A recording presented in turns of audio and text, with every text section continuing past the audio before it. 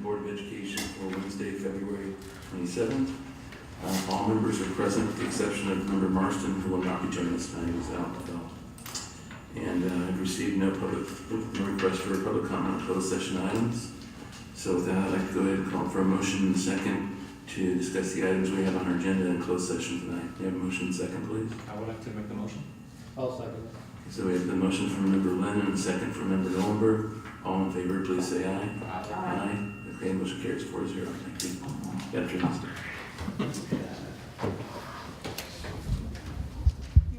Second to reconvene the open session.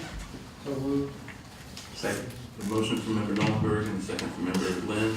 All in favor, please say aye. Aye. Aye. The motion carries 4-0. Couple things. Member Marston will not be with us tonight. He's home ill. He's home ill, and he was to do the pledge tonight, so I'm going to ask Mary Saxon, would you like to lead us in the pledge? Is that a surprise? You don't have to. I don't know where. Sorry. That's okay. Okay, hand over heart. Ready, begin. I pledge allegiance to the flag of the United States of America and to the republic for which it stands, one nation, under God, indivisible, with liberty and justice for all. Thank you, Mary. Sorry to get you off guard. Well, that's okay. Yeah, as non-PTA president, the PTA says I should attend board meetings, so that's why I'm here. So Now you got proof. glad to have the job. Okay, and I failed to mention that this meeting's been digitally recorded. With regard to actions taken in closed session, we have nothing to report because we took no action. And moving on to special recognition, we have that as sort of a placeholder. We have no special recognition tonight. So then we're going to go to public comment, and I have one request from Jerry Jandazian who would like to talk about the every 15-minute program. Yes.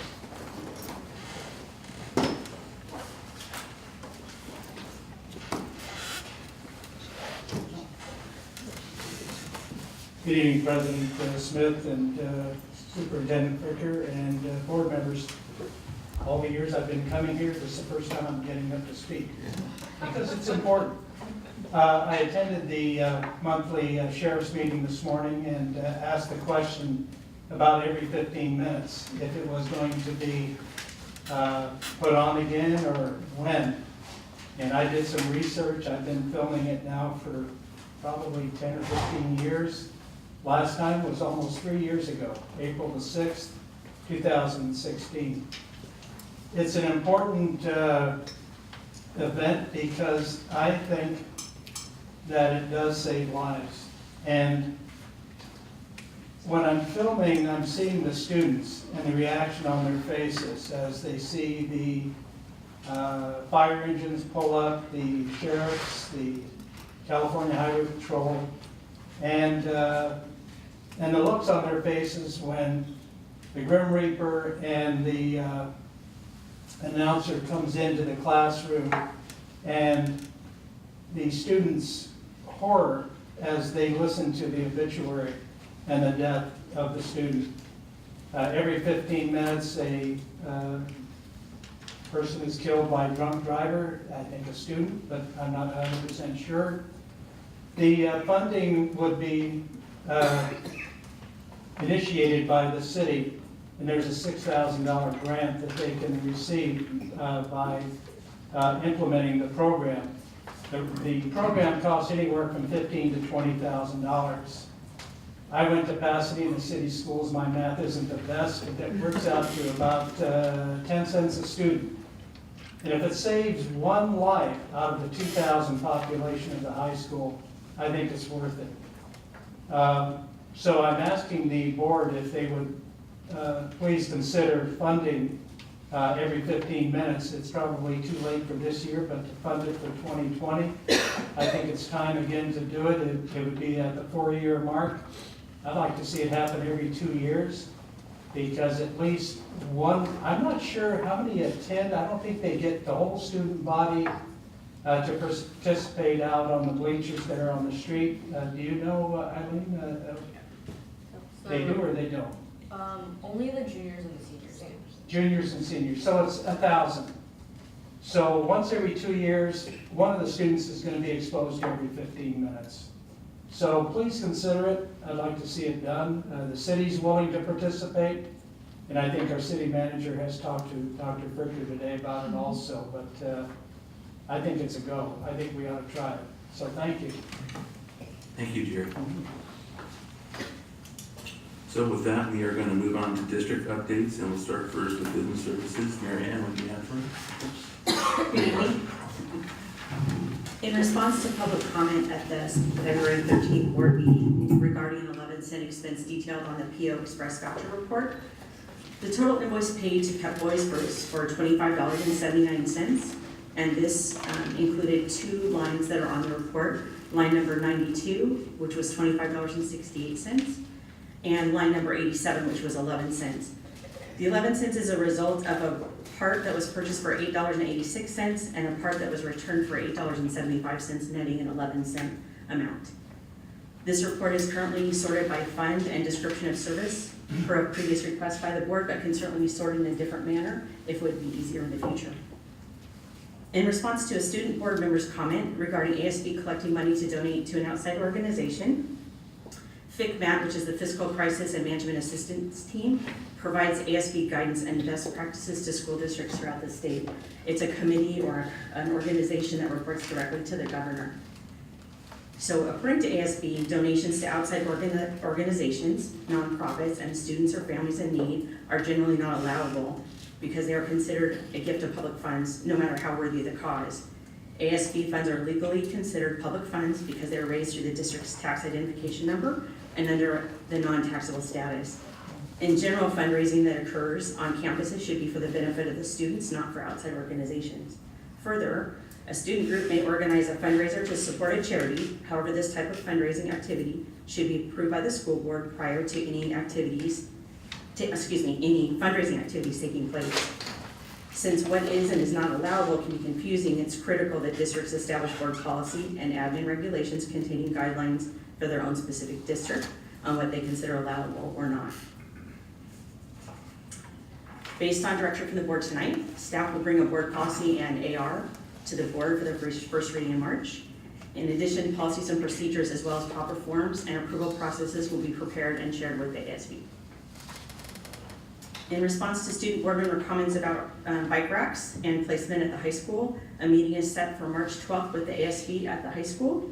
At that time, I will review with them the new bike racks. I have pictures so they can see those, and also the plan of where they will be placed throughout the site. And I can discuss with them why those sites were chosen and why some of the suggested sites can't be used because they're fire lanes, that kind of thing that we're not allowed to place them in.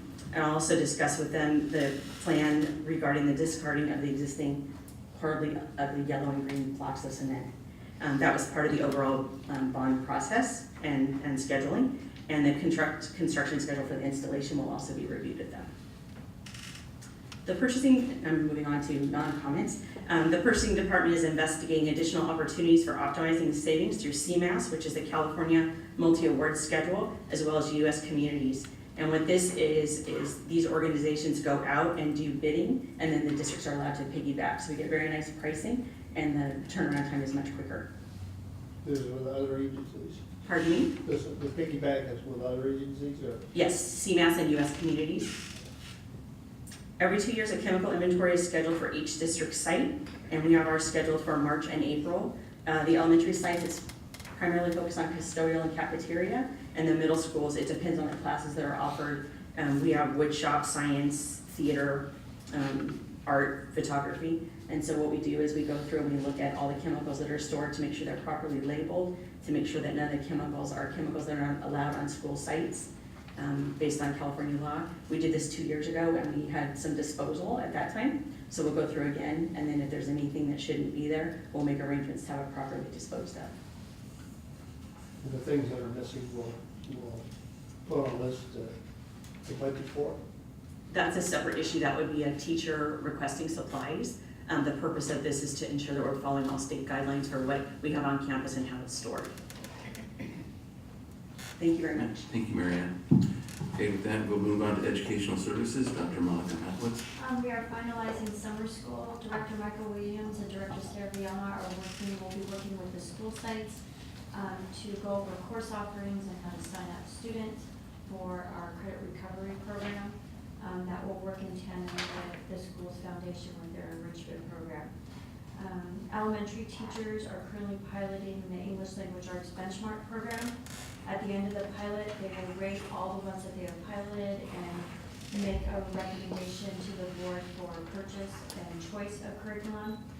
At that time, we're also going to open the discussion on accelerated reader, whether it supports the new standards-based instruction and choose whether to keep or not to keep accelerated reader, but it will be a collaborative decision among admin and staff and teachers, and then we will move forward for the fall. The other thing that we are researching as a department is a possibility of implementation of a dual language immersion program. The process takes about 2 years to research, get training on, and then we'll do our initial research to bring to you and to the instructional leadership teams at the site to see how we want to proceed forward. The last thing is the annual LCAP survey will be deployed to all staff, parents, and students in March to provide feedback on all our priorities. I just have to reach out to Director Michael Williams for helping me edit that survey. So it is compact and effective and gives us the feedback we need for budget. And are you going to cover personnel services as well? In terms of personnel, the administrators are at the site, they're finishing their second round of formal evaluations. We are following the personnel notification timeline, so we'll have everything up to date and our March 15th timeline will be met. So we will have more updates on that for next time. Okay, great, thank you, Monica. And with that, we're going to move on to bargaining unit comments, starting first with TCEA. Ellen, anything tonight? No. And CSEA 823, Jesse? None today. And 105, I don't see Robert here. Okay, all right. So with that, we'll move on to student board member comments. Eileen, what do you have first tonight? All right, good evening, everyone. So yesterday we did have our first elective fair at lunch where underclassmen can learn more about the electives that are being offered at the school. And today we had our Sadie Hawkins dance reveal, and it's going to be based off of Disney's Tarzan. And this past week, ASB was at the Camellia Festival. We had our booth where people could win TCHS merch, and we finished building the floats for the Royal Court. And ASB elections are currently ongoing for next year's class president, student board member, and ASB president and vice president. And I met up with the principal today, Dr. Lasher, and we're continuing to push for college credit for concurrent and articulated CTE courses at TCHS, such as sports med. And we're also reaching out to the student body about the final schedule. We're trying to see statistics on what people's preference are, if they'd rather have it before break or after break. And the donation policy thing that Ms. Sorrell brought up tonight, so there was one club in particular that was looking to donate $1,100 to a program called the Pediatric Trauma Program that has a partnership with all of Kiwanis, which is part of what the Key Club is branched off of. And their deadline is March 15th to get all these funds donated, so if we could probably put it on the agenda item for the March 13th meeting to see if the board would be willing to take a vote to make an exception to the policies Ms. Sorrell just stated tonight in order for them to be able to do it. Because how Key Club is run, that's the club organization, is they're split into divisions by school. So we are, I think, D10 North, which is Temple City, San Marino, and a couple other schools, and all the other divisions in the area have made their donation to the Pediatric Trauma Program, which is their partnership kind of donation area. So if we could probably make this exception this once, since they didn't know about that board policy that had to be implemented, I think they'd really appreciate that because they've been pushing for that since November. And that's all I have for tonight. Thank you. Great, Eileen, thank you. With that, we'll move on to board member comments, and I'm going to go first tonight. Had a chance to attend Founder's Day last Thursday, big PTA event, very nicely run. Appreciate all the time and effort that people put into organizing that. Great idea of the theme she incorporated. Mary Poppins, thank you very much for a nice evening. Had a chance to attend a couple of a softball and Little League opening ceremonies event over the weekend, actually the last 2 weekends. I think it's important to show support for these organizations since they ultimately do feed into most of the kids, or a lot of them, do feed into our programs, especially at the high school level. So I had a chance to do that.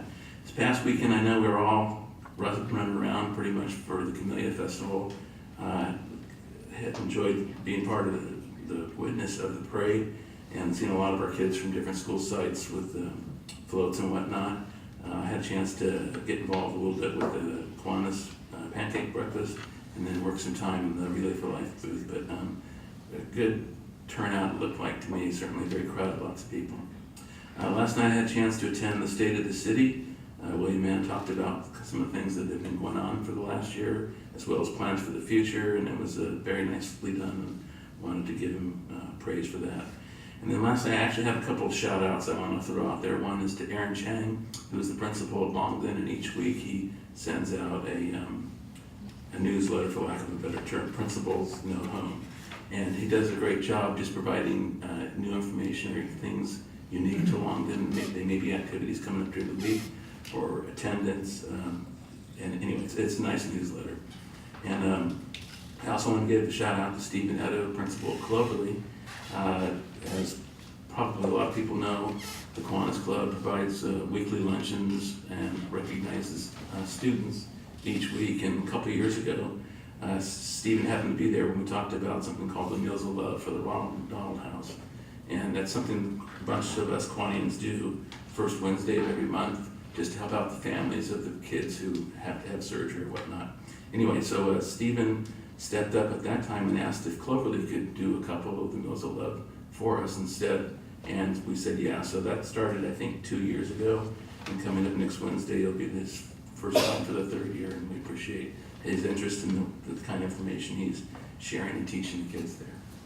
So with that, I'm going to go ahead and, we're all in the wrong order now. Move it over to Ken. Ken, what do you have? Well, I was sick most of the last couple of weeks with a cold or a flu or whatever.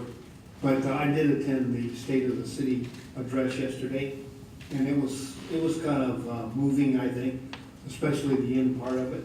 Mr. Mann did a great job, I thought. And I think that the relationship between the school and the city should be enhanced because of the people that are at the city and at the school sites. There's a lot of things we can do to support the city, and there's a lot of things the city can do to support us. Also, I missed the parade. I'm sorry, I was sick that day and I missed the carnival. But I did, and I missed the Founder's Day presentation and also the Apple Award. I missed, most of the stuff I missed was stuff that came really early in the morning. So, I don't know, that's it. Great, thanks, Ken. Dr. Mike Lynn, you're next. Thank you. I had the privilege of attending Mayor William Mann's State of the City event across the street last night to hear about the economic and infrastructure development goals for our city. I had the privilege of attending the Golden Apple Award recipient event. Teresa Huang, congratulations. Teresa is currently a parent of twins at the high school, Temple City High School, and she's also one of the winners of the PTA Founders Day Honorary Services Award, back to back, 2 days in a row. Congratulations to her and her family too. Really, the amount of volunteer work that goes in, and that the Golden Apple is the highest award the school district's administrators can present to a community member, a volunteer. The PTA Founders Day Honorary Service Award, that is the highest award that the PTA can render. So it was really a privilege to see that many people acknowledged and for their service to our students, to our schools, and to our community. Thank you very much. Thank you, Mike, and then Donna. Thank you. It's been a busy last couple weeks. On February 16th, I attended the opening day for Tcusd, and they are celebrating their 10th anniversary this year. I spoke to Dr. Fricker because I thought it would be nice in the future if when we go to things like this, if we could bring a certificate from the school board recognizing organizations when they have something special going on. So I believe she's looking into that for us.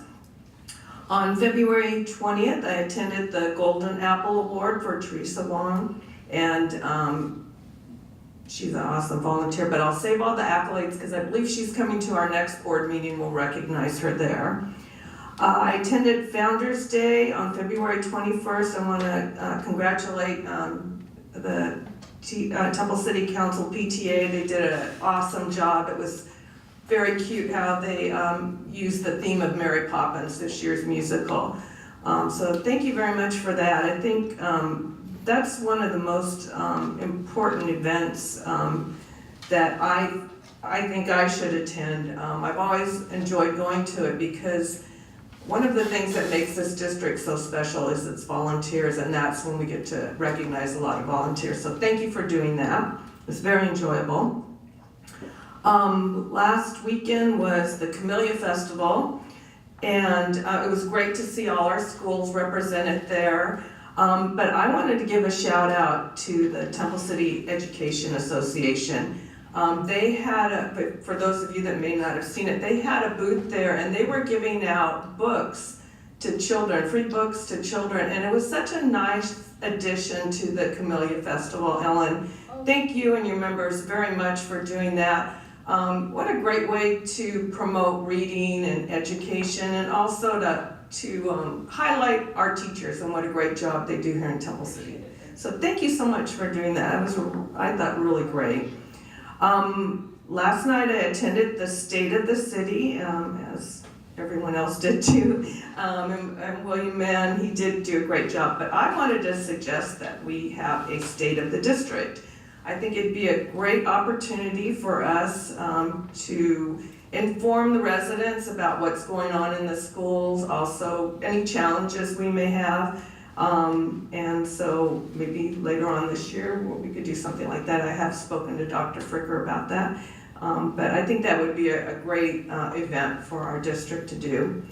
And lastly, I don't know if I'm supposed to say something, but I woke up this morning and I had an email and telling me that Temple City High School was chosen as a distinguished high school, and I was like so thrilled. I sent Kim a text right away just to make sure it was on the up and up, and then I noticed it was on next door. So congratulations, Temple City High School. That is awesome. Thank you, Donna. Okay, with that, we'll move on to the superintendent's comments. Kim, what do you have for us tonight? Okay, Donna. I'm sorry. Done and done. So it was item number one, but anyway, certificate's done. And then state of the school, we will be addressing the state of the school here later on in the spring. But first and foremost, I do want to congratulate Temple City High School for that Distinguished School Award. It is the highest award you can earn. And I can't even thank all the people who have dedicated a lot of time and energy and effort year after year making all of those programs come to life and really getting that and garnering that distinct honor. And they do deserve a great celebration. So we are already working on that end of things as well. More information will be coming, but congratulations to them. Just point of clarification, so whenever like a board member makes a question that we don't directly answer right here at the general meeting, or if a community member would make a question or comment at the meetings, we always want to get back to them. So we want to bring that communication loop back around. So usually at the next scheduled board meetings, we will then provide whatever information answers that question, comment, or concern. We just want to make sure that we do that as clearly as we can, but as concisely. So in some cases, we may have to coordinate efforts on our part to bring back that clear and concise answer to that question, comment, or concern. But we do want to do that, so that's why some of the comments tonight were in response to questions that were raised at the previous board meeting. So I just wanted to have that point of clarification. With regard to comments that were made with regard to an investigation, we are launching an investigation into that complaint. So any parent complaint would come into the district office with the same system and fashion. We would take that in and we would begin investigation, and then we would coordinate back with that individual about the conclusion of that investigation. So just wanted to explain the process there. And then finally, with regard to the state of the district, we are going to be launching an interest survey, starting with our LCAP surveys that are going to be going out in the next couple of weeks, really asking our constituents, our parents, our students, our community members about what the mission and vision of the district that they would want to see, and also what goals that they would want to have across the district so that we continue to be innovative in our educational services.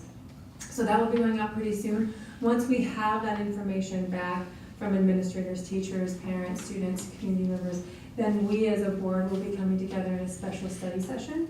We'll be reviewing that material, and then we would be going forward to kind of revise that mission and vision if it needs that, and then be setting goals that we're going to extend into the next 5 years for the mission of the district.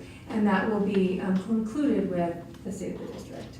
So in both of those processes, you will see those coming up. I do want to commend Educational Services, Business Services, and our Human Resource Office for really spearheading that work and making sure that we are gathering that feedback from our stakeholders so that we do have that information to review.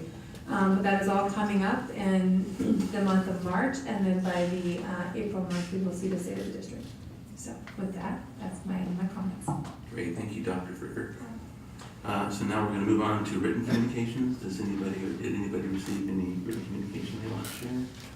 No? Okay. Then we'll move into the discussion information portion of our agenda.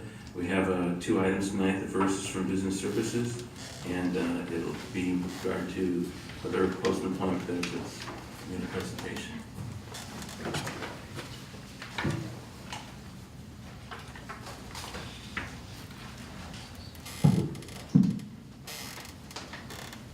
Good to go? Thank you for coming, Jeff. Okay, thank you. I hope we can execute all my instructions properly with respect to the audio-visual equipment.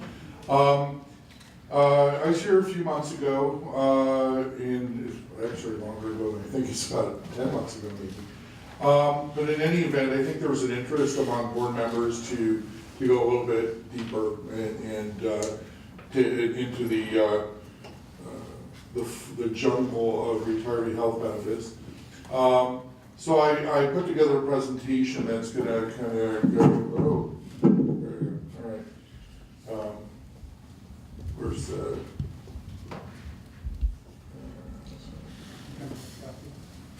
I just have to. Just press a little bit harder. Okay. Thank you, sir. Thank you. So I'm going to do a little bit of a review, to frame the issues before then talking a little bit more about, managing the liabilities that are associated with retiree health benefits. And so starting. Here, let me do it for you and I'll get closer. Okay. Thanks. All right. Is this the right side? Next one, yeah. So the first thing I want to do is just talk about the basic issue. Public agencies provide benefits to retirees and sometimes other former employees. For example, COBRA benefits for terminated employees and things like that. And under accrual basis accounting, the cost of benefits for former employees is supposed to be recognized while they're working. So the idea is then that if you recognize the cost of those benefits while they're working, but you don't pay the cash out until after they're through working, you develop a liability for the value of the benefits that they are earning. Now, the liabilities may or may not be offset by assets. So for example, with respect to pension liabilities, your pension benefits are largely funded through CalPERS and CalSTRS. They require you to make contributions while people are working. They use those contributions to accumulate assets that earn investment income and then grow so that they can pay the benefits for retirees after they retire from the district.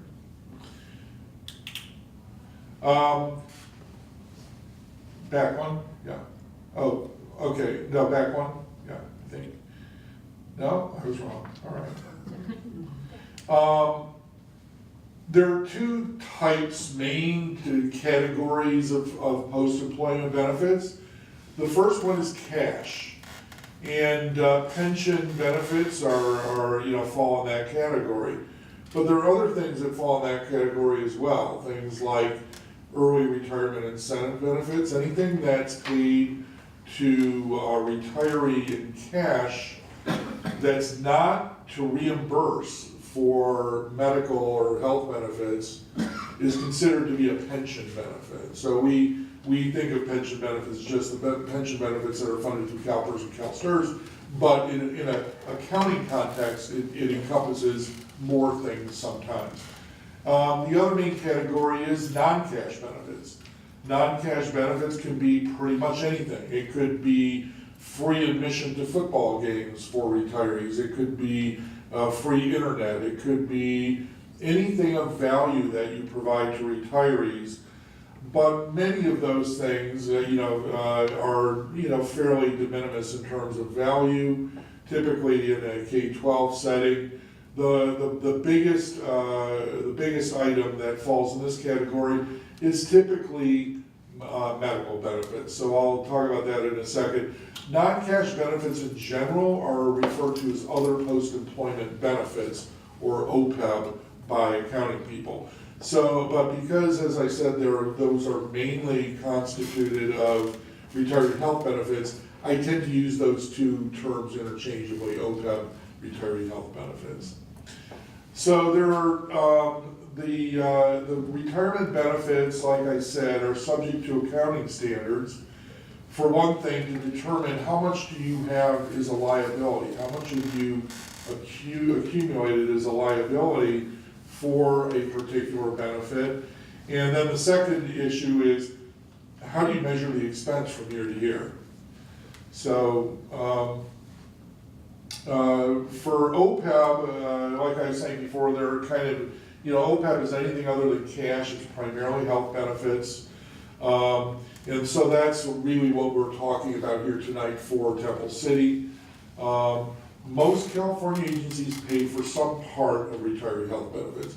Very few school districts have no benefits to help pay for health benefits at all for retirees. It's fairly common to have some type of benefit, even if it's a bridge benefit to help people to pay for benefits until they reach Medicare age. Yeah, okay. So when we're accounting under, the accounting for these benefits is under the organization that promulgates the standards that we follow is the Governmental Accounting Standards Board, or GASB. And so basically, when we're trying to calculate a liability for retirement benefits, it requires what's known as an actuarial valuation. So for pension benefits, there are actuarial evaluations that are done by CalPERS and CalSTRS, and then you get a share of those liabilities and assets essentially. And so you have a net liability on your balance sheet, your audited financial statements, that represents your share of the unfunded liabilities for pensions from CalPERS and from CalSTRS, and that's all based on an actuarial valuation. With respect to retiree health benefits, typically there is no statewide plan. Each agency, each school district has their own plan. So the valuation is done for each individual employer specifically. So, that's on the OPEB side, that's what we're doing. The valuations that we do have to comply with both actuarial standards of practice that are promulgated by the Actuarial Standards Board, and accounting standards that are promulgated by the Governmental Accounting Standards Board. Where there's a conflict, the accounting standards prevail, just in case anybody's curious. When we do evaluation, and I'm not going to go into too much detail here because I did that a while, 9 months, 10 months ago. We take your actual census, we look at your actual benefits, and we use assumptions in terms of retirement, mortality, turnover that are the same assumptions that are used for the pension liabilities. It only makes sense to value all your retirement liabilities using a common set of assumptions. So you have an apples to apples measure. Okay. As I mentioned before, GASB tells us how to do the valuation. Basically how to set the assumptions, how that works. For example, one of the things I'll talk about is the interest assumption. GASB specifies how we set the interest assumption. I don't do that. It's based on a bond now, it's based on a 20-year municipal bond, general obligation bond index for bonds rated AA or higher. The standards basically are intended to provide a certain amount of consistency between different agencies and how the valuations are done, and to provide a basis for users of your financial statements to be able to see what's going on. And the users of the financial statements can be bond rating agencies, the public, and so obviously the board, of course, in order to look at the long-term liabilities and determine the best way to address those long-term liabilities. GASB does not have any authority to require that these obligations be funded. That can only happen through legal requirements, through state law, basically. And currently for K-12s, there is no requirement to fund the obligations. So as a result, the vast majority of K-12 districts are not funding, but the number that are pre-funding these obligations is increasing, since the Great Recession, and some of the funding has started to be restored and the cash flow has started to improve a little bit. We're seeing K-12 districts start to really look at the issue of funding again seriously. They had been doing that prior to the Great Recession. The Great Recession hit, kind of scuttled that for a while, but now we're kind of going back to districts really looking at this. When we did the valuation as of June 30th, 2017, we determined that under the accounting rules that we're following, the liability was $21.1 million, and that's what we presented at the meeting earlier. I should say that we are in a place where we will be updating those numbers. I think we're waiting a little bit, possibly for in case there's some action taken that could affect the numbers that will be used for the upcoming 2019 fiscal year end. There's no emergency or hurry to do it, but that's something that we will be doing. Typically what we're doing is we're doing a valuation using what's called a measurement date of a year prior to the reporting date for a variety of reasons. That's what's being done on the pension side as well. So it may sound a little weird, but that's because valuations take a while, and there are different things that have to happen for these any of these retiree benefits. They're generally reported kind of on a one-year delay basis. So what do? You get this big liability, and what do you do about it? And, well, there are kind of a couple things, different directions you can go. Sometimes I view it as kind of building a bridge from both ends in a sense. You can address the retiree benefits and eligibility directly. In this case, because your benefits are provided through the California medical plan, there are certain constraints that you have that are written into the state law, the government code sections that govern PEMCA. There is a section 22895 that allows school districts more latitude than other types of public agencies when it comes to managing the benefits. So, schools have somewhat more flexibility there than other types of public agencies. So you can address the benefits that can affect the liability side, and the other thing you can do is look at pre-funding and build up some assets to back those liabilities. And that's one of the things that we've had questions about with the board before here. And, some interest in just talking about, what that is and how it works. There are two ways that you can pre-fund. One way is through an irrevocable trust or a similar arrangement. When I say irrevocable trust, it means that the money put aside can only be used for retiree health benefits. It cannot be brought back into the district's, funds unless or until all retiree benefits obligations have been discharged, which could be, even if you stop your program today, it could be 80 years. It depends on the benefit that you provide. So it's something to, that I'll talk a little bit more about that in a second. Another way, by the way, these are not mutually exclusive. The other way is to have reserve funds internally. There are different funds that are used to do this. Self-insurance fund, there's Fund 20 that's explicitly for retiree health benefits, but there are certain funds that can be used to charge categorical programs and grants, and certain funds that can. And Mary Ann's, I think, quite familiar with, kind of the funds and the options more so than I am, I'm sure. But just to say that there are different ways to maintain reserve funds within the district.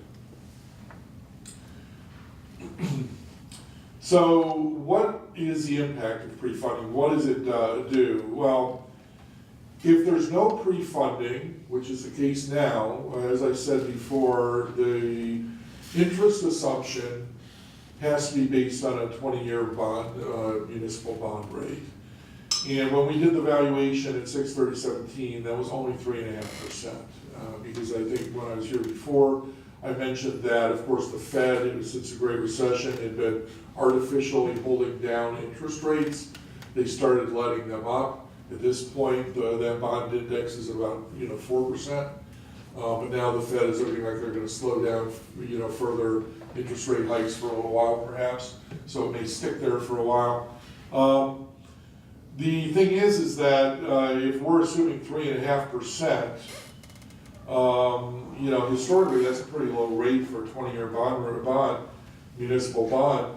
But the reality is that if with the money in the county treasury, you're not getting anywhere close to 3.5%. If you could, you'd take it and run with it. So the reason that's important is because we're required to reflect that interest rate in our valuation.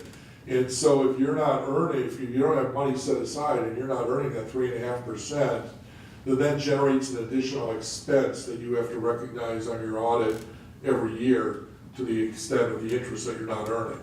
In this case, I show it's about $750,000 based on the 2017 valuation.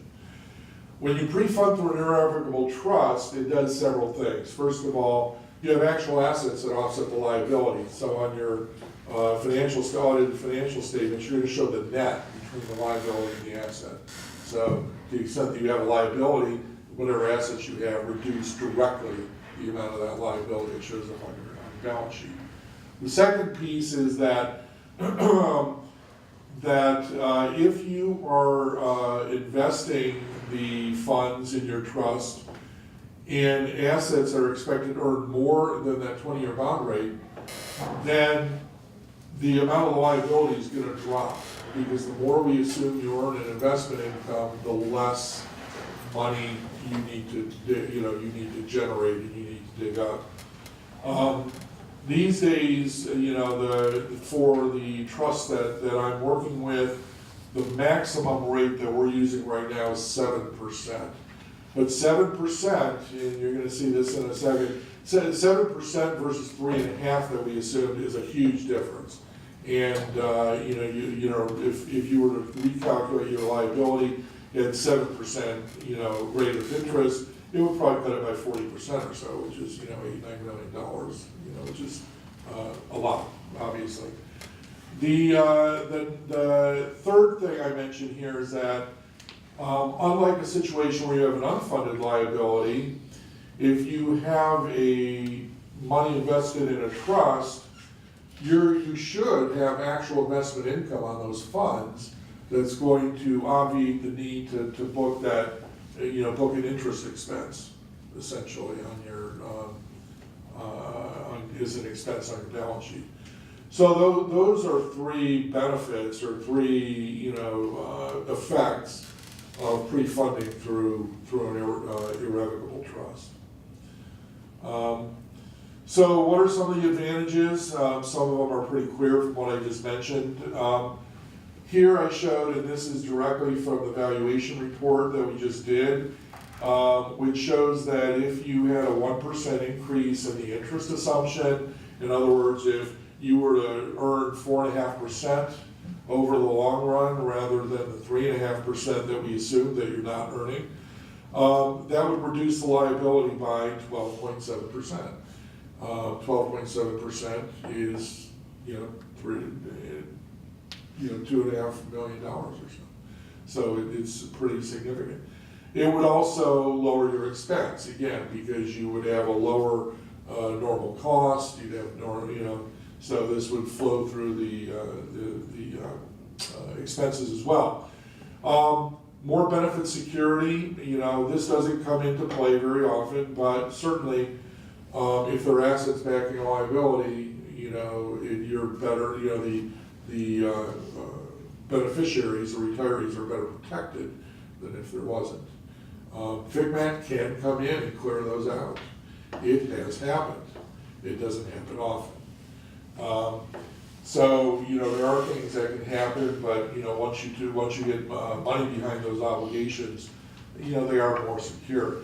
Generational equity, basically what we have, if you're not funding, is a situation where the benefits for prior generations of employees are being paid by today's employees in a sense, or by today's students, or by the environment today. If you pre-fund, then what happens is you're funding the obligation for the employees at the same time that they're giving service, so future generations are not being called upon to foot the bill for those benefits.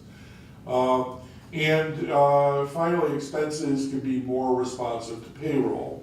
When we've been in situations where there have been, staffing impacts from recessions and things like that, what happens a lot of times is there could be an effort to try and manage the staffing in a way that's going to help save money. But if you don't have pre-funding for retiree health benefits, and you say, for example, offer an early retirement incentive, those health benefits don't go away. They're the same, and whereas if you're pre-funding, what happens is that your expenses will follow your payroll. It becomes essentially a payroll cost. So as your payroll changes, then your expense changes as well, to a large extent. But as with everything else, there are also disadvantages. The biggest one really, and the thing that's really tough, most of the time when I talk with districts about this, the idea is that the advantages are compelling, and if somebody could snap their fingers and be there tomorrow, everybody would want to be there. When I've dealt with districts, particularly community college districts, where the obligation was substantially fully funded, nobody was arguing to release those funds because of the concerns about making sure that those benefits were secure for the people who retired. So the biggest disadvantage is that in order to get to the point where you're pre-funded and you're pre-funding, you got to pay more than just the cost of the retiree premiums for the current retirees in a sufficient enough amount that you can accumulate over time with investment income an amount of assets to fully offset the liability. So that's an obvious downside, because those funds are funds that, there are other needs. It's up to the board to figure out where those needs are and where the money is best dedicated. And this takes some money off the table. Then the next thing is that the higher returns are only possible through irrevocable trust. So in other words, by having the money in a reserve fund, you don't really get any interest rate benefit from that, for the reasons that I mentioned before. But if you do have the money in an irrevocable trust, then you get the benefits of the higher investment income. The problem with that is that, particularly again since the Great Recession, most of my clients who had reserve money for retiree health benefits had to tap into that to cover short-term cash needs because the state was dragging payments. And if you set up an irrevocable trust, you don't have the ability to do that anymore. So that's why, some districts will have both irrevocable trust and continue to have some money in reserve accounts sometimes if they feel that they need to have that to protect their cash flow. So that's, those are the biggest disadvantages to pre-funding, and they're big, they're significant. They're obviously, of major import, both to, competing financial needs as well as future risk. So that's, I think that's, oh, no, I have one more. There are different trusts out there, or you can roll your own. So I'll dispense with the custom programs first. Custom programs that are out there, they require a minimum of about 5 million assets because you need to be a sophisticated, what's considered to be a sophisticated investor. There are a bunch of rules about that. But as a practical matter, it's not really practical to set up a custom program with as little as $5 million. Generally, these programs where they're custom programs, the expenses on them are pretty high. They start out high and they're downscaled, and they don't start getting kind of reasonable and competitive until you get up to $20 million or so. But they're best used, custom programs for agencies with a $50 million liability or potential assets of around $50 million. In Temple City's case, right now we're looking at a $21 million liability, but if you were funding through a trust, that would drop substantially, maybe 12 or so. And custom, for that reason, it's not likely that Temple City would would be a candidate for a custom program, but down the road, you can always choose to move to a custom program if you wanted. This is not a one-time only election. The vast majority of schools are participating if they're pre-funding in one of several multiple employer programs that are out there. The four biggest ones, most common ones for K-12s is the CalPERS CERT program. Keenan, a broker, they have a program called Tcusd. PARS, Public Agency Retirement Services, I think, private entity that provides retirement products. And Self-Insured Schools of California has a program. There used to be a program, CSBA, kind of got folded into, I think, another program.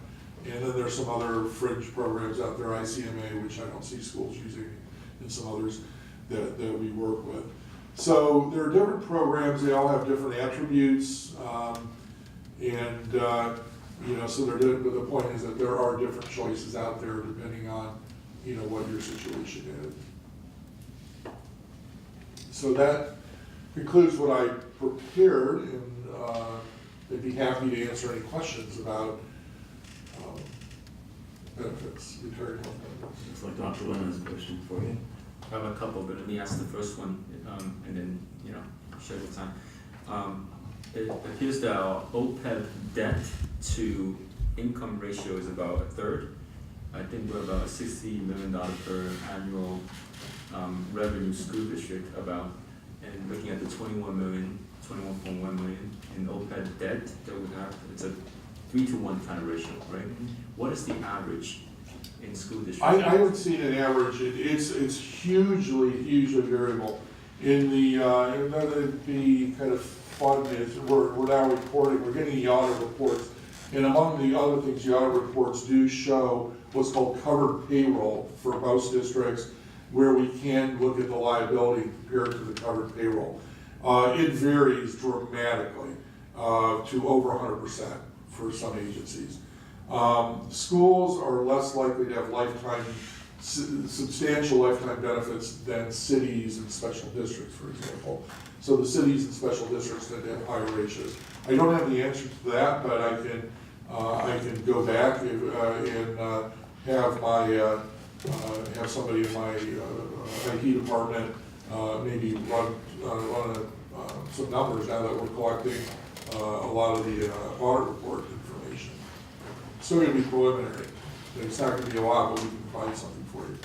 I have another question, but I want to make sure the other board members get a chance for it.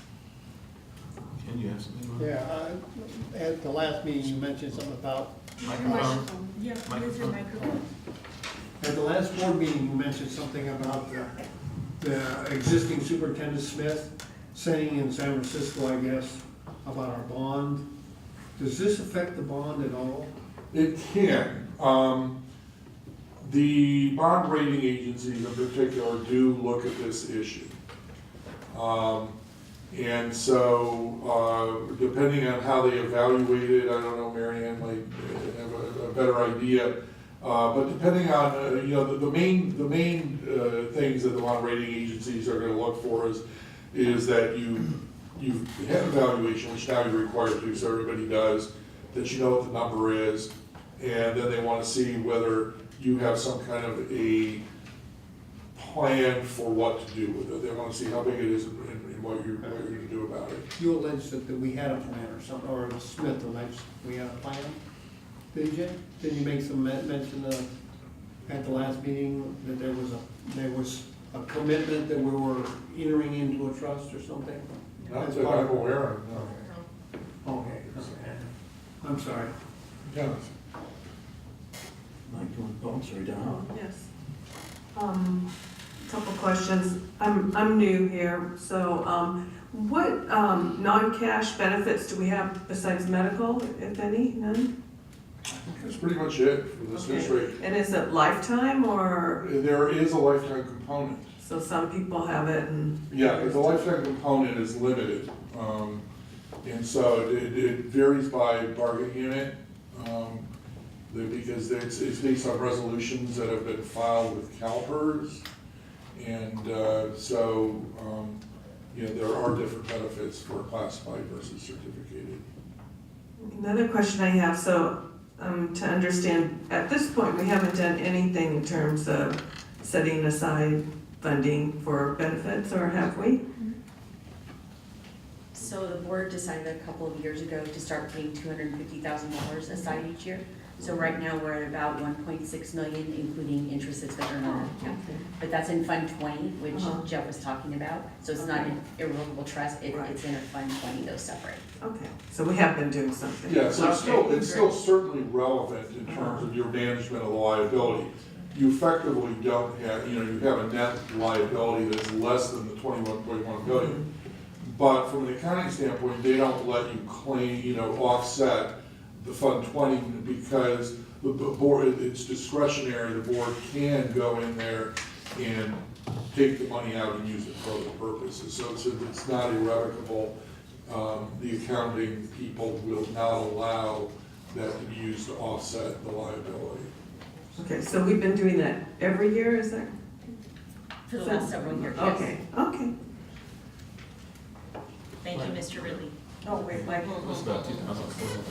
Right. Now I have two more questions. Okay. Fire You away. want to go first? No, that was it.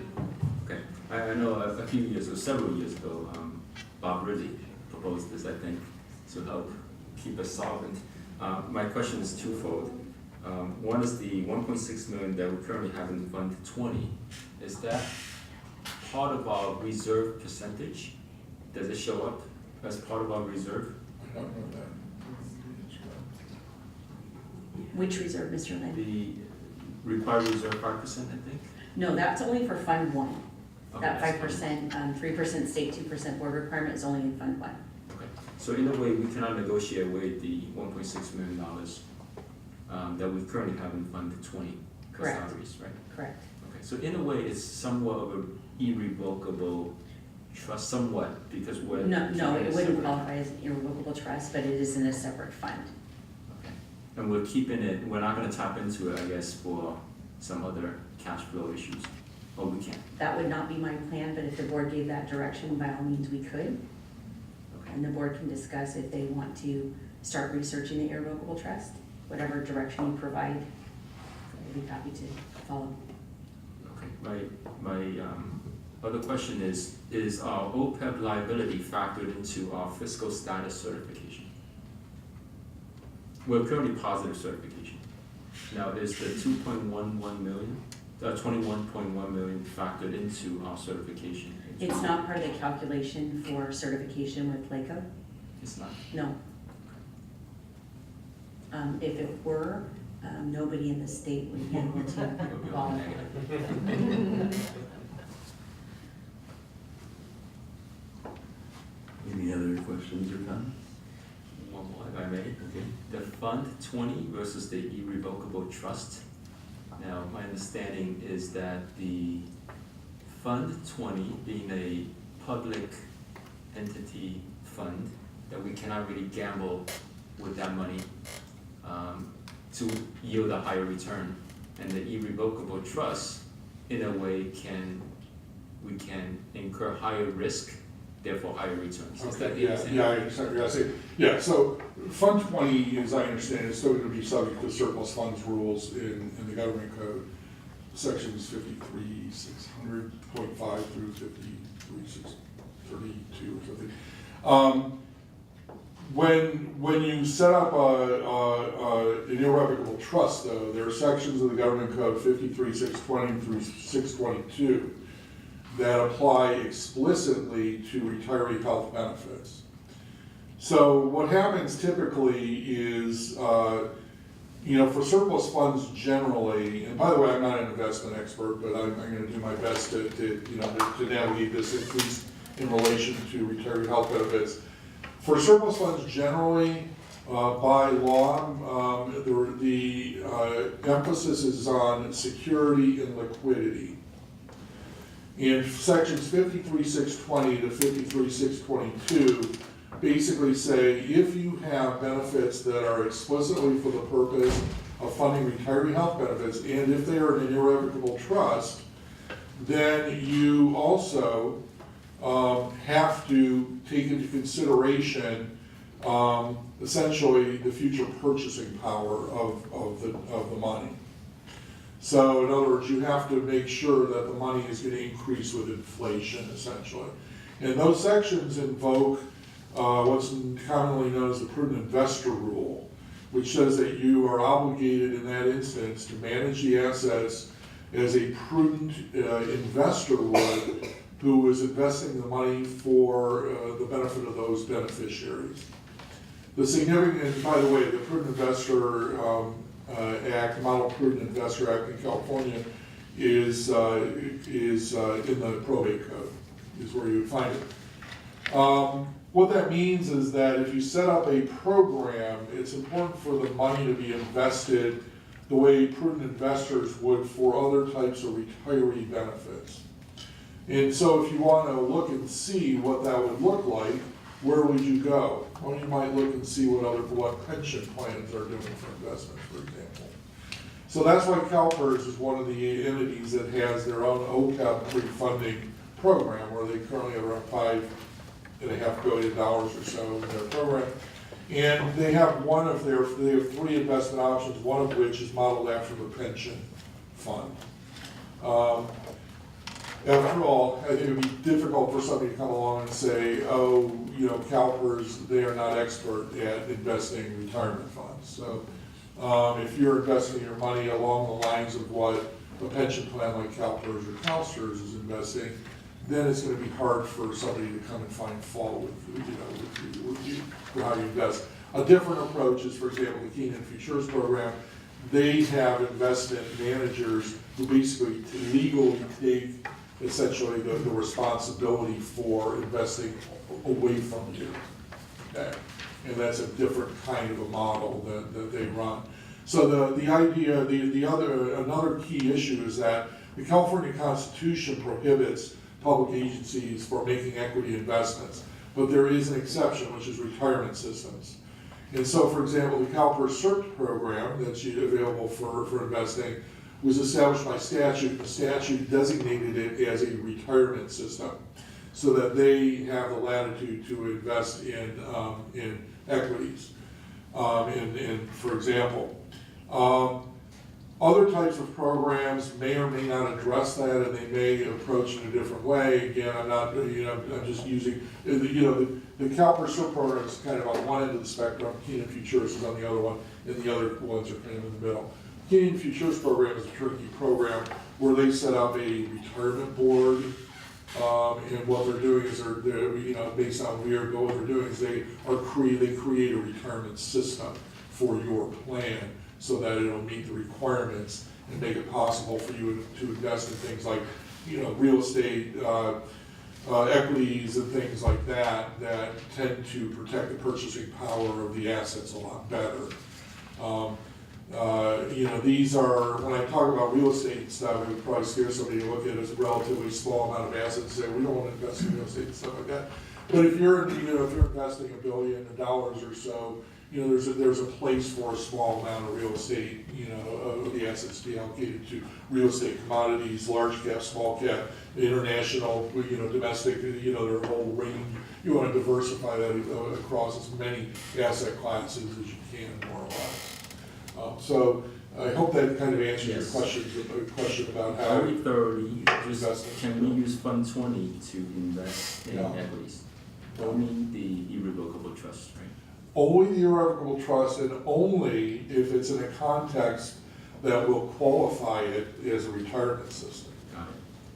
Okay. Real quick, the 3.5% based on the 20-year Treasury note yield. It's not Treasury, it's municipal bond. Municipal bond, yeah. okay. Yeah. 3.5, we're getting so our liability is currently 2.11 million, 21.1 million, and we have the 1.6 million currently invested. So does the 21 million include the 1.6 that it does not, no, it doesn't offset that 1.6. Got it. So with the $60 million income per year that we have, right? A third of it is in liabilities in OPEB. We do get some COLA, maybe like 3%. Basically, 1% of our income is now soaked up by OPEB in terms of the interest rate, 3.5%. And one thing to keep in consideration while we're talking about this liability is that the amount we get in COLA is not sufficient to cover the increase in STRS and PERS. So we're sort of starting out of the gate behind the 8 ball, and then this just makes us a little bit further behind. So even without the COLA, given that this is a third of our revenues, on top of that, a 3.5% interest on this liability every year, which is $750,000. Yes. That's about 1% of our revenues every year, compounded over time. Right. Okay. So if the board may want to do a little further investigation and discussion about the trust at some future point. And the break even is $50 million in liabilities, right? No, I mean, you can set up, that's the break point between doing a custom program as opposed to joining as one of the members. So the multiple employer arrangements are more like joining a kind of, you're part of sort of like a mutual fund or something where they invest the assets of many agencies together and you have a share of those based on your contributions and your balance. They track all the individual agencies and their balances within the overall asset pool. Okay. One last one, you have a slide that says about equity of our current employees and the ones who have already retired receiving OPEB. The equity in terms of how we can be able to negotiate and offer our current employees better benefits and better, but if this liability, what are your thoughts of districts with high liabilities and not being able to have that wiggle room to offer? I mean, it's not something normally that I get directly involved with. I've seen clients, just almost every situation is unique in some way, and so it's important in each case, I think, to look at the unique characteristics of the benefits, the funding, the, you know, et cetera, the, you know, the fiscal situation of the district, and it's something that I, you know, provide input to the you know, the business people, to help them, you know, weigh that against their internal, kind of priorities and figure out the best approach. You know, you can, you know, it's not something where, the one thing I would say is it's not something where you have to go from 0 to 100 in one step. In other words, you don't have to go from not funding much, not funding at all, or not funding much to fully funding. You can create a scenario where you build that, you know, you build up to full funding over a period of time, 5 years, 10 years. There really aren't any standards in terms of how you do that. There can be some impacts on the valuation, because one of the aspects of the new GASB 75 is we have to perform what's known as a crossover test.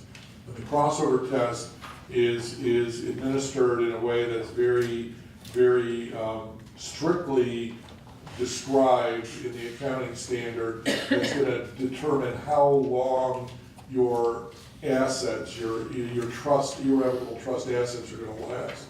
And that the outcome of that is going to determine what the interest rate is going to be. Is it going to be 100% of the trust rate, or is it going to be a blended rate between the trust rate and the unfunded rate?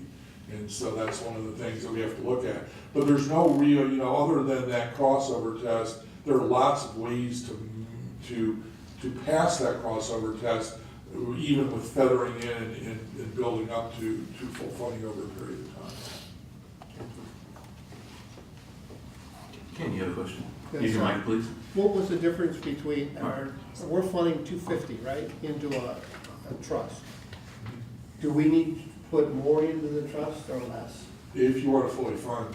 Well, what's the number for fully funded? Do you know what the ARC thing, it's hard to know, because we ran it, we didn't run it under the full interest rate.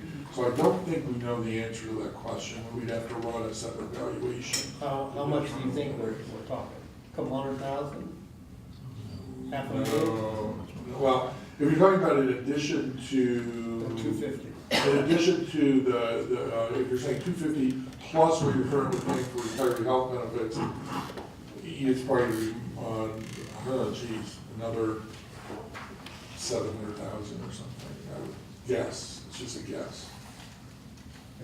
And for the irrevocable trust, we can still use that to pay for the retiree. That's exactly right. You can. So in a sense, we can, even if we create an irrevocable trust, the money is not totally locked up, right? That's correct, yeah. So you could, you know, let's say that you're going down the road and you took the full, took $1.5 million, you put in your irrevocable trust. Let's say that your current retirement premiums are $500,000 a year. You could just take the money out to pay retiree benefits and exhaust it in 3 years. Then what's going to happen is the valuation interest rate's going to go down, salary, and the liabilities going to blow. But you can't do it. If you were in an emergency, you really needed money badly and had no other place to turn, you could, but it's not as quickly as you could do if it's in a reserve account, where you could essentially flush it immediately if you wanted to. So there are more restrictions. You're absolutely right. You can get money out of it only to pay retiree premiums, and if you do that and don't put money in, you know, you can over time liquidate the trust. Other questions or comments? All right, thank you, Aaron. Ken? Just a general one. Is there anything the state can do to help us, in a sense? Well, they could do what they did for SDRS and kick in some money into the plan, I suppose, but I don't envision that, because the plans are so, they vary so much between districts. It's hard for me to envision the state doing anything to Changing really the help. rules or something? They can't change any of the rules? They could, but I just don't see it on the horizon. I don't know. Do you hear anything when you hear people talking at state level? I would be celebrating if they said anything like that. Yeah. No, It would be I- great, but Let me share one more thing if I may. John Gray is the president CEO of SSC, School Services of California. At our training in San Diego, he made a joke about his father-in-law or somebody, and then his father, who took the benefits. He's like, heck, I don't even need this money, but I'm gonna take it. But then I think when he passed away, his wife also got it. I don't know, in OPEB, now, are retirees, families, or spouses also covered? it depends on the plan. When you're in CalPERS, whatever benefit that is part of the filed resolutions with CalPERS, if a retiree is elected or is not unelected, I should say, joint survivor annuity, then the surviving spouse can elect benefits upon the death of the retiree. And they get the same benefit that the retiree had under the filed resolutions. So, That's part of the state law, that's part of the laws that govern PEMCA. Now, CalPERS medical plan. Again, there are alternatives, there are different ways that you can do that, where that doesn't have to be the case. There are pros and there are ramifications of that. Like I said, schools have a lot more latitude than other agencies do. So that's not a necessary component of the benefit, but that is a part of the component of Temple City's benefit. thank you. Ken? One last question, yeah. Right now, how are we paying for this benefit? We're paying it as we go? Ken, are you talking about the annual benefit to retirees? We have about a $480,000 a year pay-as-you-go amount. And then in addition to that, $250,000 is being set aside into Fund 20. Now I have a question, just to clarify, the $250,000 chips away the $21 million, but at a deaccelerating rate, so that it's gonna, is that correct or not? Yeah, kind of, if you look at it, if you look at the rate at which the liability increases, because you don't have investment income on that, it's probably not gonna keep up with the increase in the liability. That's what I thought, thank you. But it'll reduce the, yeah. So the rate at which the liability is increasing is about $750,000 a year. We're chipping For away. interest. For interest, because. There are three components of it. It increases by the amount of interest on the liability, the service cost, which is the additional liability accrued, minus the part you use up, which is the $450,000 in benefit payments you make. And so, it's gonna increase, in that neighborhood, maybe more. So currently, we're at a losing that kind of rate. Yes. Okay. Unless we do something about addressing the compounding issues. Correct. To make that positive and compound it that way. That's right. Okay, put this one to bed, thank you very much. Okay, thanks for having me. Thank you. Okay, now we are on to the discussion action portion of our agenda. The first item, item 19, is an administrative related item, and let me give a little bit of background before I call for a motion in a second.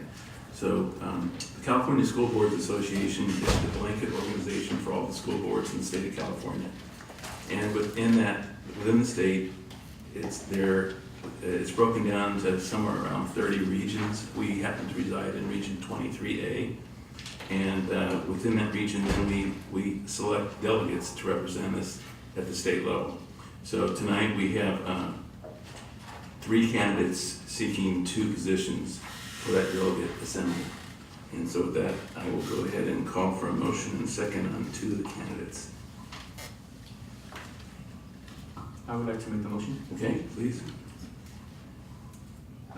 This is 23A Susie Abajian and Gary Scott. So South Pasadena and San Gabriel. Okay, and do we have a second, or do we have anybody? I'll second it. Okay, so we have a motion from Dr. Lynn and a second from Member Georgino. for the two candidates, Susie Aberjon and, I don't have the name of the second one written down. Karen Scott. Wait, where are you getting the Gary stuff? From this page. No. Robert, Yeah, I didn't oh, I have thought that. it was, yeah, it's. Oh, there's a Jennifer, yeah, the three candidates are Susie Aberjon, Jennifer Freeman, and Bob Ginn, or Jen, excuse me. Yeah, his Bob term, Ginn. Gary Scott hasn't, term hasn't expired. My bad, I misread. May I amend my motion? You may. Okay, so Susie Aberjon, South Pasadena, and Bob Jin, Alhambra Unified School District. And, I'm sorry, who was the second? Bob, Jim. No, but, Oh, I was the second, on the motion? yes. Okay, and so are you willing to? Yes, I'm fine with that. Okay, then I'll go ahead and call for the vote. All in favor, please say aye. Aye. Mike, did you say that? Yes. Okay, motion carries 4-0. I think you already made the motion. Okay, moving on now to item 20. And item 20 has to do with the calendar for the coming board meetings. And it's actually split into two items, 20A or 20B, one or the other. The difference being that what we discovered when we reconvened as the new board in December is that our board meeting schedule wasn't in compliance with our bylaws. And the 1 month that was off was January, where we say in the bylaws we will have 2 meetings. But for the next year, in January 2020, that would put the board meeting on January 8th, and the vacation wouldn't end, or the people wouldn't be coming back to work until January 6th. So the question is, do we want to schedule just 1 meeting in January, or do we want to schedule 2? That's the difference between these two motions. So I'll go ahead and entertain a motion in a second, and whatever we decide, I will table the second one. I like the one on the first one, that, I don't see any point in. Need a motion. Yeah, what is the motion? Go ahead and make a motion. Okay, I'll make a motion we do on the first one. Okay, which is just have 1 board meeting in January. Okay, is there a second? I'll second. Okay, so we have a motion from Member Nolenberg and a second from Member Georgino. Any comments or questions? Okay, all in favor, please say aye. Aye. Okay, the motion carries 4-0. So then I'd like to ask for a motion to table item 20B in a second. We have a motion and a second for that. I'll make the motion to table item 20B. I'll second. Okay, a motion from Member Georgino and a second from Member Nolenberg. All in favor, please say aye. Aye. Okay, that motion carries 4-0. With that, we will move on to item 21, which calls for approval of a contract with CI Services, Inc. for roof work at the 300 building in Temple City High School. May I have a motion to approve, please? Or, I'll move to approve. and, CIS Services for re-roofing at 300 building at Temple City High School. may I have a In, second? do you want me to give the amount? The amount, yeah, actually. In the amount of $346,358. I'll second the motion. Okay, so we have a motion from Member Georgino and a second from Member Lynn. Any comments or questions? Go ahead and call for the vote. All in favor, please say aye. Aye. Okay, the motion carries 4-0. Okay, we're moving on now to item 22, which calls for a motion and a second to receive for second reading and approve the revised board policies regarding campus security. May I have a motion and a second, please? I would like to make the motion. And I'll second that. Any comments or questions? I do have one. When we covered this for our last meeting, I was kind of bothered by the wording with regard to retention of records, and I read it again, I'm still bothered by it. It states, video, images recorded on security cameras are recorded. Are records that typically exist for a limited time, the district records over or otherwise erases such images according to the limits of its current technology and need for reuse of equipment. So it's kind of left open in terms of when that recording gets deleted, and it seems to me, I think we probably should set some sort of minimum time. I don't know if that's 30 days or what, I don't know what it is, but some sort of minimum time so that we don't risk destroying something that could be used importantly for something else. All right, is anybody able to suggest an appropriate time? I think that's a great suggestion, and I think that we can actually look to see what other board policy statements surrounding districts. A lot of districts do have time limitations on them, so that everyone is aware of how long we do keep that film on hand. And we can come back with that suggestion. Okay, so then I'd like to propose the motion be tabled for now, or the item be tabled for now, and we're okay with that? Yeah. Okay, then we'll go ahead and vote to table item 22 to be addressed in the future. All in favor, please say aye. Aye. Okay, the motion carries 4-0. We're now moving on to the educational portion of our action agenda, item 23, which calls for a motion to approve a low-performing student block grant. And I need a motion and a second for that. I'll make the motion. I'll make the motion to approve the low-performing student block grant. Okay, so the motion's made by member Georgina and the second from Second. member Nolenberg. Any comments or questions? Okay, I'll go ahead Is and it a call. yearly thing? Is it general one? It's every 2 years. It's not determined, it's renewable yet. And it's for $100 and some odd thousand. Lost my place. 195. 195, 626. Yeah. Now, this is similar to Title I. Are we serving only students who are at risk? It is to serve, it's to target our kids who are non-proficient in ELA and math. But the problem is the data is 2 years old. So some of those kids have left our site or have graduated. So it's just to target ELA and math. So it will be for our like we discussed before, it will be to bring us up to speed on standards-based ELA and math instruction. Can we serve all students or only the students at risk? Well, both. Okay, so I'll go ahead and call the vote. I'm ready to do that already, I'm sorry. Do we need to vote on this still? Yeah. Okay, that's what I thought. Okay, so with that, we'll move on to the consent agenda. The consent agenda includes routine items approved by one motion and one vote, unless a member of the board or audience requests that any item be reviewed and voted upon separately. So I'd like to ask that item 27 be pulled aside for separate vote. Okay. or discussion. Oh, okay, we can certainly, okay. You have a motion, hold on, we need a second. So we're gonna approve the consent agenda as a whole, but you have questions about one item. Yes. Okay, so a motion from member Georgino and a second from member Nolenberg. Okay, any other questions? And basically, I was just wondering if we could get an explanation about this particular item. I know school security is something that's very concerning to a lot of people, so if you could just explain what this is.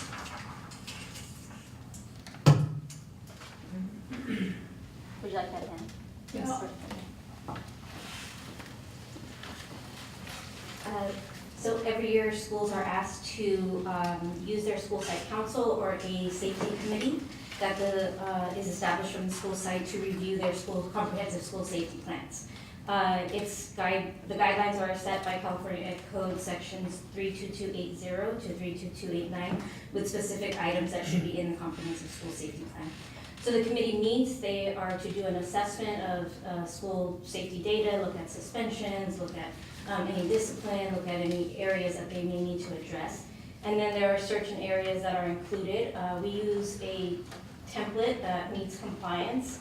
And they address areas such as child abuse reporting, sexual harassment. We also have an emergency plan, so disaster procedures are referenced into referencing the emergency plan. Discipline, safe school and orderly environment, and then each school site and their committee will come up with goals for those two areas of physical space and then the safe and orderly school environment, including people and then their physical environment. So each school goes through and updates the policy, presents it at a public meeting, and then it needs to be certified that they have approved it by March 1 of every year. So they've already presented it at public meetings at their school sites and? Yes. Okay, thank you. Thank you. Any other comments or questions on anything in the consent agenda? No, then I'll go ahead and call for the vote. All in favor, please, sorry. All in favor, please say aye. Aye. Aye. Okay, that motion carries 4-0. So moving down to future agenda items. I heard the request from Chair Jambazian for us to consider every 15-minute rule, but that's something that would be taken up at the high school, is it not? Or okay, so that we'll follow up on that. And then Eileen had a question about making an exception for Key Club for their fundraising project. Can we do that? I kind of understood you to say that we can't do that, make an exception. That's correct. Yeah, so we can't make an exception. Okay, so that's not something that we'll be bringing to that. Please. So, Mr. Rowe, would it be possible to make a board motion to make that exception, or was that what you said? Because I guess there was a misclarification when I talked to you earlier about the board pulling Key Club from that donation policy to have them fulfill that donation requirement for their club. So what I was encouraging you to do is to bring up your concerns and questions to the board, and then the board can decide if they would like to make an exception, or how they would like to proceed with this. Yeah. Based on FICMAT and board policy, they should not. It's really FICMAT that's holding us back, right? Correct, they Okay, set all the yes. guidelines for the state as Okay. far as ASB is concerned. So is there any way they could bypass it because they've been pushing for it? And I don't know how other school districts have been able to do it, but like they're part of an organization that has it in their set of things to do it. I want to avoid, because this is not really an agendized item, Yeah. and I want to avoid having that discussion, but maybe we can talk about it afterwards and Sure. see if we can move forward. Okay, are there any other future agenda items? Donna? The board evaluation, but obviously that'll be sometime later on this year, but do we want to put it on the list so we don't forget it? I don't think we'll forget it, but sure, we can go ahead and put it on. I don't know, has it ever been done before? Yeah. Yes. okay. Years ago. Yeah, a long time ago. Any other, Ken? Yes, I'd like to know the difference between a club and a curriculum class, per se. And what we can do to help clubs versus what we can do to help classes in terms of putting money aside. Any other? And just more of a discussion item. Is it actually something that we need to discuss here at the board? Yeah, okay. All right. Anything else tonight? Eileen? So this doesn't really pertain to a future thing, but Mr. Nolenberg did ask a question at the last board meeting about where ASB's income and expenditures come from, and I do have a copy of the budget. Oh, If it needs to be passed down. thank you. Mike, you have something? Yes, I would like to maybe have the opportunity as a board to look at our OPEB liability, see if we can reduce our liability, the annual $750,000 cash flow out, see if we could address that somehow. Yeah, we can put that in. I thought we would do that when we talk about budget. But it doesn't include it yet. So we're gonna discuss OPEB then, or whatever, however it's pronounced? OPEB, OPEB. Okay, are we gonna discuss that? We are when we get to the budget later on. Okay. Anything else? No, I will go ahead and call for a motion to adjourn. I'll make a motion to adjourn. Second. The motion from member Nolenberg and a second from member Georgino. All in favor, please say aye. Aye. Motion carries 4-0. Thank you.